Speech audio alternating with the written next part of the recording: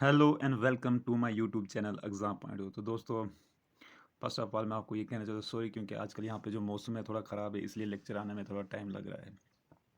तो आज जो मैं लेक्चर लेके आया हूँ वो है 17 और सॉरी यहाँ पे 19 लिखना है मुझे। ये वाला पार्ट 19 जुलाई का करंट अफेयर है ये। ठीक है, तो चलो शुरू करते हैं अपने लेक्चर को। ये मेरा चैनल है एग्ज़ाम पॉइंट ऑफ व्यू। ठीक है, यहाँ पे आपको जेके एसएसबी के जॉब्स के रिगार्डिंग जो भी सब्जेक्ट होते हैं या टॉपिक्स होते हैं वहाँ की डिटेल बताई जाती है और साथ साथ उसकी प्रिपरेशन भी की जाती है।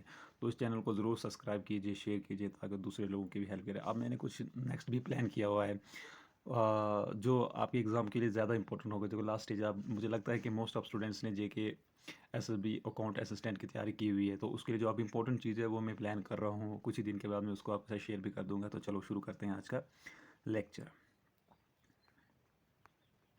ये है जी, तो ये है हमारा first question. World youth skill day is celebrated on which of the following date every year. तो जो ये वर्ल्ड यूथ स्किल डे जो यूथ की बात की जा रही है यहाँ पूरे वर्ल्ड में, इंडिया में खास करके इंडिया में की जा रही है, तो ये कब मनाया जाता है?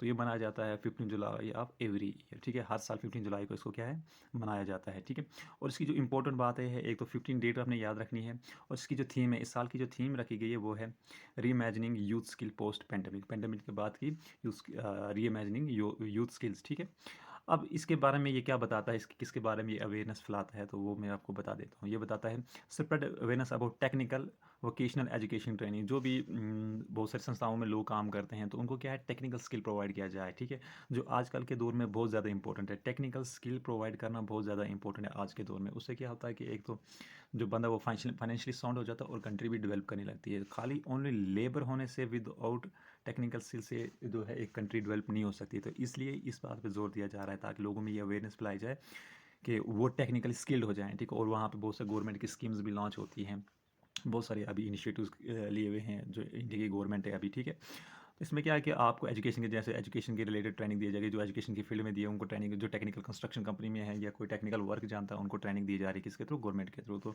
ये इसके बारे में था। तो आपने इसकी डेट याद रखनी है, कब मनाया जाता है, 50 जुलाई ऑफ एवरी ईयर। और डब्ल्यू वॉल है एक बात मैं भूल गया बोलना। ठीक, और हाँ, इसकी जो थीम है वो ये है री imagining youth skill post pandemic. Post pandemic के बाद हम यूथ का स्किल कैसे है उनको और डेवलप कर सकते हैं उसके बारे में कहा गया है, इसकी थीम रखी गई है। अब चलते हैं अपने नेक्स्ट क्वेश्चन के ऊपर। वो है dash dash will inaugurate new building 5 star hotel atop हाँ redeveloped Gandhinagar railway station. Gujarat के अंदर क्या है, जो रेलवे स्टेशन है गांधीनगर रेलवे स्टेशन, उसको दोबारा उसकी रिकंस्ट्रक्शन की जा रही है, रीडेवलप किया जाए, और उसकी उस जहाँ पे वो रेलवे स्टेशन उसके ऊपर क्या अभी क्या है, एक 5 स्टार होटल बनाया गया है। ठीक है, और इसकी इनाग्रेशन किसने की ये पूछा गया है। तो देखो अभी क्या है, अगर सिंपल होटल की बात होती तो उसको हम हमारे जीके में डिस्कस नहीं करते, बट अभी ये बात कर रहा है कि रेलवे के ऊपर वहाँ पे क्या है, उस एक तो रेलवे को रिकंस्ट्रक्ट किया हुआ है और दूसरा क्या है किया, वहाँ पे होटल भी बनाया गया, वो भी कौन सा 5 स्टार होटल है। और इसकी इनाग्रेशन किसने की है, खुद प्राइम मिनिस्टर नरेंद्र मोदी ने की है। तो ये बात याद रखना आप।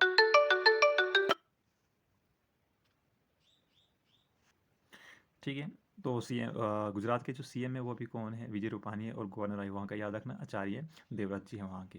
यहाँ का मैंने शायद पिक भी लिया हुआ है, मैं आपको शायद उसकी फ़ोटो भी दिखा देता हूँ कि कहाँ पे है वो। ये तो कुछ और ही है, एक मिनट, शायद इसका फ़ोटो नहीं होगा तो सॉरी फॉर दैट, मैं बट ज़रूर उसको लेके आऊँगा। ठीक है, अब चलते हैं अपने थर्ड क्वेश्चन के ऊपर। एक Surekha Sikri who passed away due to cardiac arrest who was a well known. वो कौन थी? सुरेखा एक एक्ट्रेस है, इनके बारे में पूछेगी ये कौन से फील्ड से बिलोंग करती है। तो ये कौन है, एक्ट्रेस है। इनका नाम तो मुझे भी याद नहीं था, बट मैंने एक दो सीरियल में इनको बाई फेस देखा है, तो बट नाम मेरे को एक्चुअल पता नहीं था इनका। बट मैंने जब इसको सर्च किया तो इनके बारे में बहुत सारी अच्छी डिटेल मिली, उन्होंने अपने कंट्री के लिए बहुत अच्छा काम भी किया हुआ है।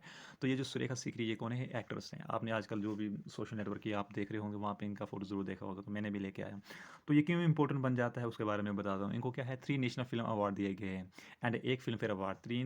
तीन जो है नेशनल फिल्म अवार्ड मिले हैं इनको, फिल्म अवार्ड मिले, और एक फिल्म फेयर अवार्ड है। ये जो फिल्म फेयर अवार्ड है ये बॉलीवुड से लिंक करता है, और जो ये नेशनल अवार्ड है ये गवर्नमेंट उनको प्रोवाइड करती है। अब इनके बारे में पढ़ते हैं, सुरेखा सिकरी। ठीक है, ये जी ये हैं, ये इनका फेस है, और इनके अभी क्या रिसेंटली क्या हो गई है, डेथ हो गई है। 16 जुलाई को इनकी क्या डेथ हो गई है। तो ये देखो यहाँ पे लिखा हुआ है 16 जुलाई की इनका डेथ हो गई है।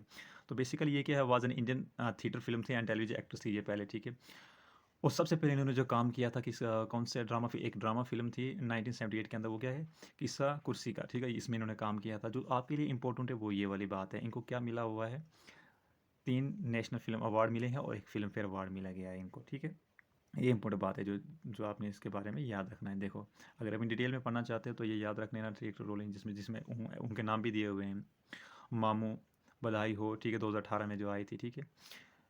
तो ये आप इनके, और इनको मिला किसमें है, सपोर्टिंग एक्टर में, सपोर्टिंग एक्टर के तौर पे इनको अवार्ड दिया गया है, ठीक है। अब चलते हैं अपने नेक्स्ट क्वेश्चन के ऊपर, वो ये है, Indian navy has received first 2 of its MiG 60R multi role helicopter from the navy of which country. तो ये इसका जो किससे लिए हुए हमने, ये यूनाइटेड स्टेट्स से लिए हुए हैं हेलीकॉप्टर। उनके क्या दो हेलीकॉप्टर हमारे भारत में आ चुके हैं, ठीक है। MiG 60R multi role helicopter हमारे के इंडिया में आ गए हैं। मैंने इसका फ़ोटो भी लिया है, पता नहीं यहाँ पे आया है कि नहीं आया है, शायद यहाँ पे तो नहीं दिख रहा है कहीं।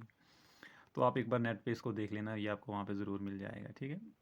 ये इंपॉर्टेंट बन जाता है कि अभी इसके बाद और भी इसकी किस्तें आने वाली हैं भारत के अंदर। ये किससे लिया है, यूनाइटेड स्टेट्स से ले रहा है MiG 60R, ये याद रखना, ठीक है।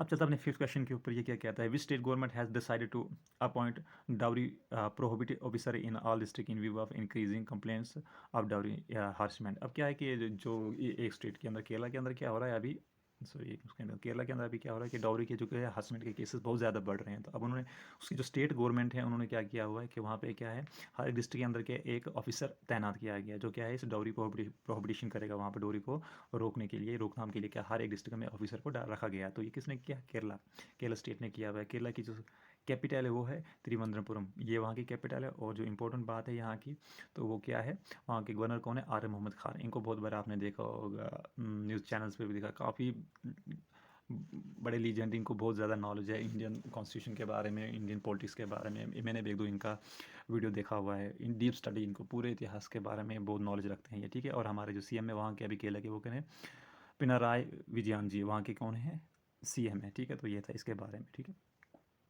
चलते हैं नेक्स्ट क्वेश्चन के ऊपर। अभी क्या है, 6th क्वेश्चन है, Nobel peace prize winner Mohammad Yunus who will receive the laurel Olympic laurel at the Tokyo game belonging to which country. अब ये बहुत इंपॉर्टेंट बन जाता है क्योंकि ये एशिया के ही है। मोहम्मद यूनुस ये बोलते हैं कि ये किस कंट्री से बिलोंग करते हैं, तो ये बेसिकली कहाँ से बिलोंग करते हैं, बांग्लादेश के लिए। इनको क्या है, नोबेल पीस प्राइज़ अवार्ड भी मिला हुआ है। अब इनको क्या क्या रिसीविंग द ओलंपिक, अब ये ओलंपिक के लिए भी वहाँ पे जा रहे हैं, ठीक है। For his extensive work in sports, क्यों उनको वहाँ लिया गया, क्योंकि इन्होंने क्या है, स्पोर्ट्स को डेवलप करने में अपनी भूमिका निभाई हुई है, ठीक है। अभी जो बांग्लादेश के करंट प्रेसिडेंट कौन है, वो क्या है, अब्दुल हमीद।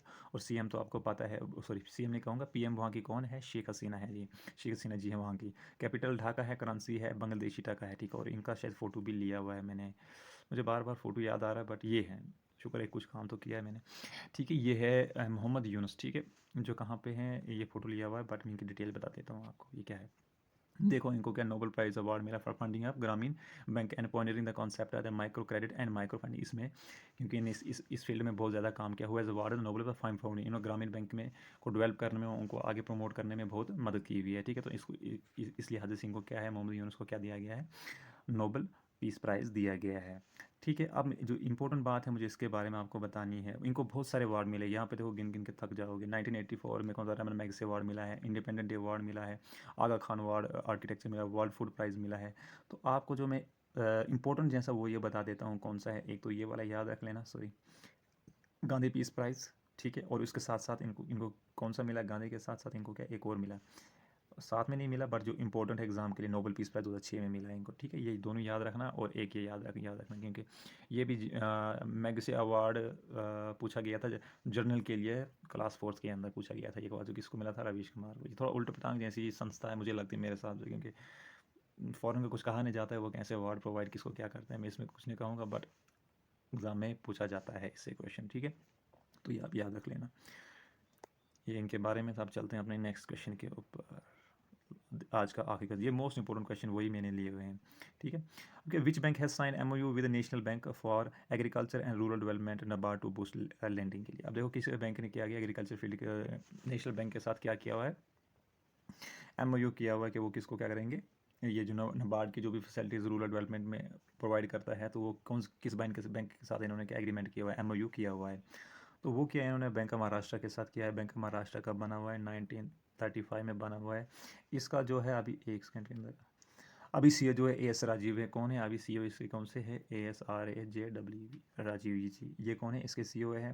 हेडक्वार्टर कहाँ, पुणे के अंदर। देखो महाराष्ट्र जो बैंक ऑफ महाराष्ट्र है, बैंक ऑफ महाराष्ट्र जो है इसका हेडक्वार्टर कहाँ है, पुणे के अंदर है। बट नाबार्ड इंपॉर्टेंट, ये याद रखना नाबार्ड का कहाँ, यहाँ से मैक्सिमम देख CGL NTPC में से क्वेश्चन आता हुआ है। तो नाबार्ड का हेडक्वार्टर कहाँ पे है हमारा, मुंबई के अंदर है। ये याद रखना कहाँ पे, मुंबई के अंदर। इसको मैं हटा देता हूँ 1 सेकंड के अंदर। यहाँ पे कहाँ पे है, यही आता है, सॉरी। इसको हेडक्वार्टर कहाँ है, मुंबई के अंदर। चेयरमैन कौन है, हर्ष कुमार भान्यवाला जी हैं। और नाबार्ड की जो फाउंडेशन कभी 1982 में, ये याद रखना है क्योंकि नाबार्ड ने किसके साथ है एग्रीमेंट किया, बैंक ऑफ महाराष्ट्र के साथ, इस चीज़ को प्रमोट करने के लिए, एग्रीकल्चर एंड रूरल डेवलपमेंट को बूस्ट करने के लिए, ताकि उनको क्या है लेंडिंग, उनको क्या है और पैसा मिलेगा। ठीक है, ये बात कही गई यहाँ पे। तो ये था मोस्ट इंपॉर्टेंट क्वेश्चन इन 17, 18 और 19 के है। क्योंकि यहाँ पे अभी जो क्या है बहुत ज़्यादा मौसम ख़राब रह रहा है 2-4 दिन से, और जो है नेटवर्क भी डाउन रह रहा है, और लाइट भी कभी आ रही कभी जा रही है। तो ये प्रॉब्लम दिक्कतें आ रही हैं। तो जो भी थोड़ा लेक्चर आने में डिले होगा तो उसके लिए सॉरी फॉर दैट। और अपनी स्टडी में कंटिन्यू अभी तैयारी करते रहो। और अभी जो मैंने नेक्स्ट प्लान किया वो अच्छा प्लान किया है, वो मुझे लगता है आपको काफ़ी हेल्पफुल रहेगा। ठीक है, मैं इम्पोर्टेंट क्वेश्चन लेके आऊँगा डिफरेंट टॉपिक्स के, जो भी आपके अकाउंट असिस्टेंट में पूछे जाएंगे। अकाउंट असिस्टेंट के अंदर जो भी पूछे जाएंगे, मैं कोशिश करूँगा कि टॉपिक वाइज लेके आऊँ, मगर मोस्टली हर एक टॉपिक का क्वेश्चन कवर करूँगा। मैं यही प्लान कर रहा हूँ नेक्स्ट में। ठीक है, thank you so much for watching this. ज़रूर इसको शेयर और सब्सक्राइब कीजिए। Okay, tata, bye.